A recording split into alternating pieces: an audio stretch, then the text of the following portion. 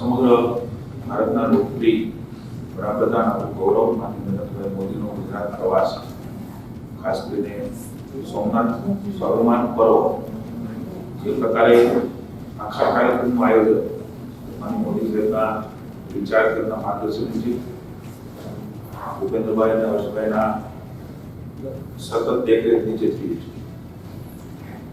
પણ ત્યાં આપણને ખબર છે કે જે પ્રકારે માનનીય મોદી સાહેબને આ કરવા માટે ભગવાન સોમનાથના ભક્તોને સમગ્ર ગુજરાત સૌરાષ્ટ્ર કર્યું છે.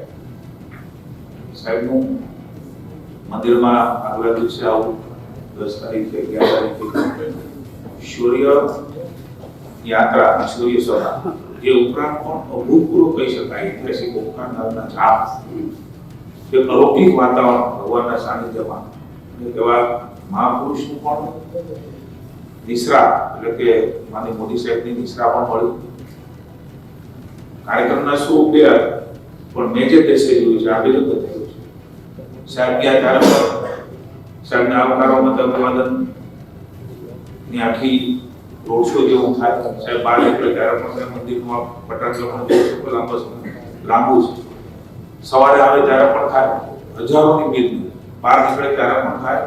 શૌર્ય સભા, શૌર્ય યાત્રા નીકળે ત્યારે પણ જે પ્રકારે થનગની રહ્યા હતા માનનીય મોદી સાહેબને આવકારવા માટે, મને એવું લાગે છે કે અભૂતપૂર્વ કહી શકાય ને. જ્યારે શૌર્ય સભા થઈ, એ સભામાં પણ જળ ઓછો હોય, મંડપમાં માણસો નહોતા સભાના. એટલા હજારો લોકો બહાર સાહેબની એક માત્ર ઝાંખી લેવા મોદી સાહેબે જે પ્રકારે ભાવથી આ સોમનાથનો આખો ઇતિહાસ એક શૌર્ય તરીકે લીધો છે ને પ્રદર્શિત કરવાનો નિર્ણય લીધો છે, ત્યારે એના માટે વિશેષ અભિનંદન આપવામાં આવ્યો.